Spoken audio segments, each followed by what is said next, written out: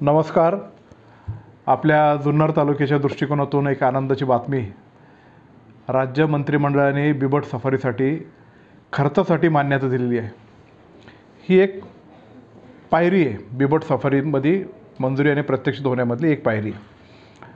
विशेषतः या बिबट सफारीबाबत जुन्नर तालुक्यातल्या प्रत्येक नागरिकाची खूप अत्यंत कुतूहलाची भावना होती आणि गेल्या पंचवार्षिकमध्ये बिबट सफारी होणार असं तेव्हाच्या आमदारांनी ती घोषणा केली आणि मी नंतर आमदार झाल्यानंतर मी जेव्हा त्याची माहिती काढली तेव्हा ते बिबट सफारी बाबतीत कुठलीच गव्हर्नमेंटची अधिसूचना नाही, नकाशा नाही, DPR नाही, कुठल्या प्रकारचा प्लॅन नाही, त्याच्यावर कुठल्या प्रकारची तरतूद नाही, हे माझ्या लक्षात आलं.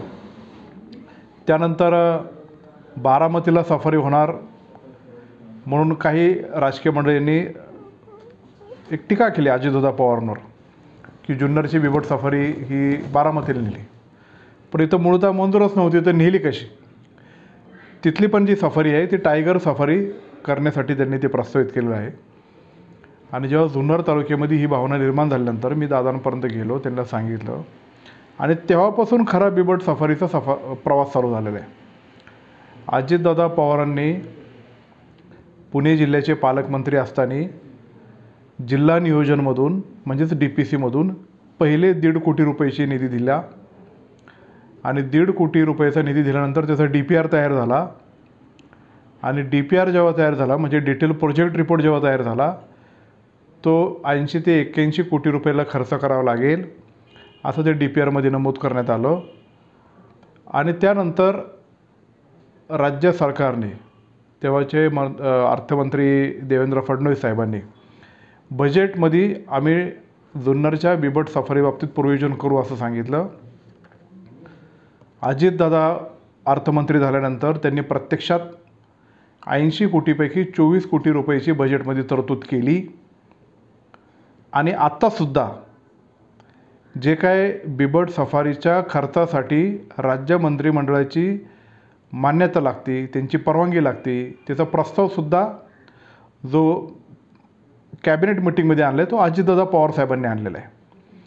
आणि तो प्रस्ताव आणल्यानंतर त्याला राज्याचे मुख्यमंत्री एकनाथजी शिंदे साहेब, उपमुख्यमंत्री देवेंद्र फडणवीस साहेब, आदरणीय दादा आणि मंत्रिमंडळातले सर्व मंत्रीगण यांच्या मान्यतेने ती मंजुरी मिळाली. आणि कालच आपल्याला ती बातमी आनंदाची पाहायला मिळाली.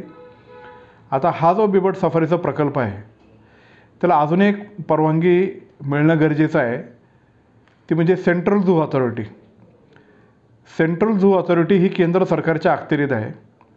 त्याची परवानगी जोपर्यंत होत नाही तोपर्यंत बिबट सफारीचा प्रवास हा पूर्ण होऊ शकणार नाही.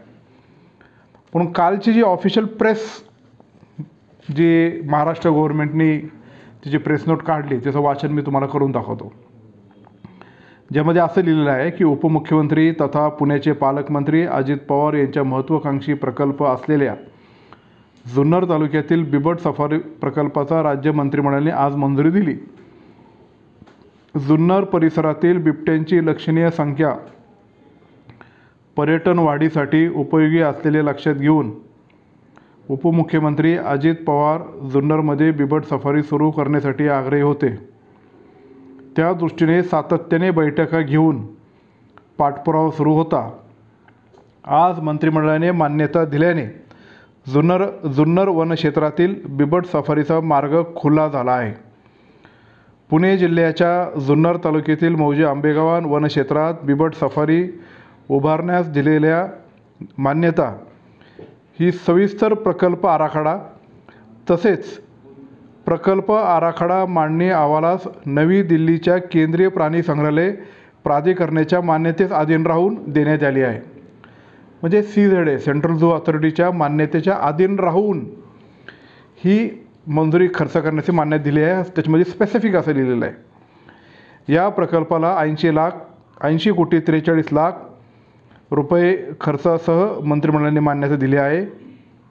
स्थानिक आमदार अतुल बेनके यांच्या सातत्यपूर्ण पाठपुरावा त्यांना मिळालेली उपमुख्यमंत्री अजित पवार यांची साथ यामुळे जुन्नर तालुक्यातील बिबट सफारीचा आणि पर्यटन वाढीचा मार्ग प्रशस्त झाला आहे.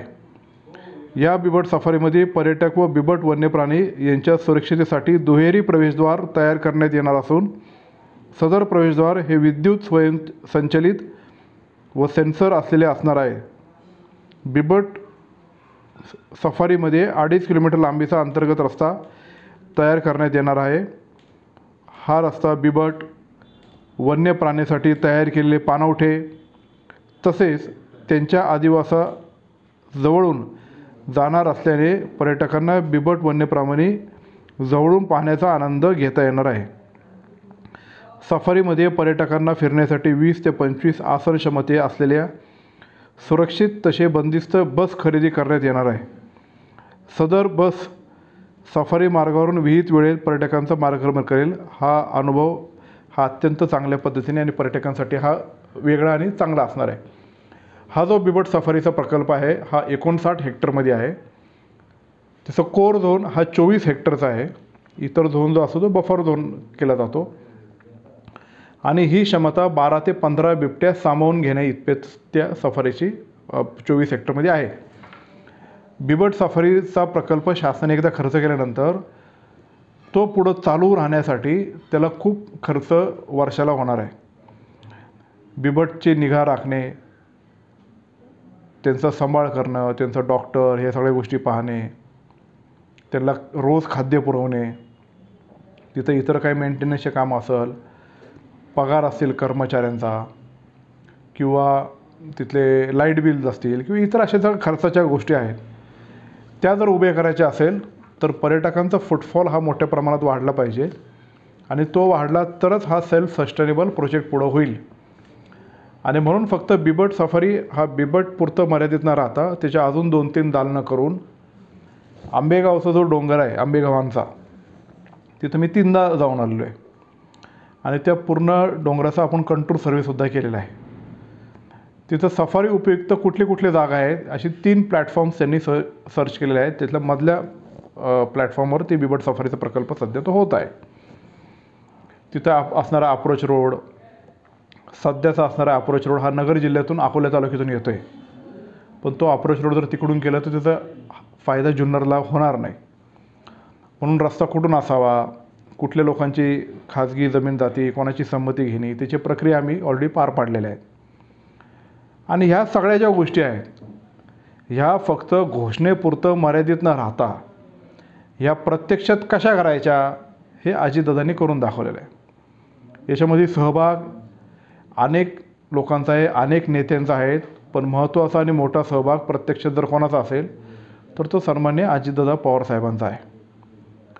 जुन्नर तालुक्याच्या प्रत्येक व्यक्ती, मग तो पत्रकार असेल, वन्यप्रेमी असेल, शेतकरी असेल, सर्वसामान्य नागरिक असेल, पर्यटनामध्ये काम करणारे ज्या वेगळ्या संस्था आहेत ते असतील, विविध पक्षाचे नेते असतील, या सगळ्यांच्या सामूहिक रेट्यामुळं हा बिबट सफारी प्रकल्प सरकार कुठलंही जरी असलं तरी तो मंजूर झाला आहे. याचा आनंद जुन्नर तालुक्याच्या सर्वसामान्य नागरिकांमध्ये आहे. जुन्नर तालुक्याचा लोकप्रतिनिधी नात्याने मी राज्याचे मुख्यमंत्री एकनाथजी शिंदेसाहेब, उपमुख्यमंत्री आदरणीय फडणवीस साहेब, आदरणीय दादा आणि मंत्रिमंडळातल्या सर्व मंत्रीगणांचं खर्चास मान्यता दिल्याबद्दल मी त्यांचं मनपूर्वक जुन्नरचा एक लोकप्रतिनिधी नात्याने मी त्यांचं मनपूर्वक आभार मानतो. तालुक्याचे माजी आमदार शरददादा सोनवणे यांनी बिबट सफारीसाठी उपोषण केलं होतं. एकंदरीतच या गोष्टीचा काही परिणाम आताच्या या मंजुरीवरती झालेला आहे का? कसं आहे, आता हे महायुतीचं सरकार आहे. त्यांनी जेव्हा उपोषण केलं तेव्हा ते शिवसेनेमध्ये होते, तेव्हा शिवसेना एक संघटनेने महाविकास आघाडी सरकार होतं. तेव्हा पण जे उपोषण केलं आणि त्या उपोषणाच्या संदर्भात डे 1 पासून त्यांच्यावर आम्ही डायलॉग केला. त्यांचे नेते उद्धव ठाकरे साहेब, आदित्य ठाकरे साहेब त्यांनी बोलले, अजितदादा त्यांच्यावर बोलण्याचा प्रयत्न केला, तरीसुद्धा त्यांनी ऐकलं नाही. ते उपोषणावर ठाम राहिले. बारामतीला सफारी जुन्नरची अशी पळवली हे म्हणणे तथ्यहीन आहे. जुन्नरच्या बिबट सफारीसाठी आम्ही सरकारच्या माध्यमातून परवानगी अधिसूचना काढतो आहे आणि ती अधिसूचना तेव्हा निघाली.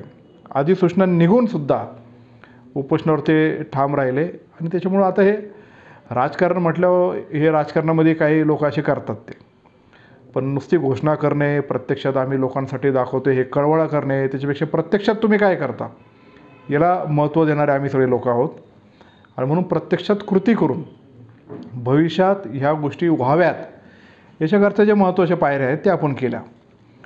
जर 2017 साली त्यांनी घोषणा केली, त्याच्यानंतर 2 वर्ष टर्म होती, निदान DPRसाठी तरी पैसे आणायचे, DPR तरी तयार करायचा, पण त्यात काही केलेलं नाही. एक तर माहिती नसेल किंवा कसं करायचं, कसं पुढं जायचं ही इच्छाशक्ती नसेल, पण फक्त घोषणापुरतं मर्यादित न राहता प्रत्यक्षात काम करण्यामध्ये आम्ही निश्चित प्रकारे काम करतो. ते भविष्यातही करू. त्यांचाही रेटा होता, त्यांच्याही मी संपर्कात होतो. फक्त माझ्यामुळं झाले असं मी म्हणणार नाही, तर जुन्नर तालुक्यातल्या प्रत्येक नागरिकांमुळं झाला असं मी म्हणेल. दुसरा एक प्रश्न असा आहे की ह्या बिबट सफारीमुळं वाढती जी बिबट्यांची संख्या आहे त्याला काय मदत होणार आहे का, तर अजिबात नाही. म्हणून याला नियंत्रणात आणण्यासाठी किंवा उपाययोजनेसाठी आपण काय काय करू शकतो. नाहीतर लोक सातत्याने बोलतात, राजकीय मंडळी बोलतात, नेत्यांना सांगतात, काही लोक टीका करतात, पण प्रत्यक्षात आपण काय करणार आहोत की नाही याचा विचार करणारे आम्ही लोक आहोत.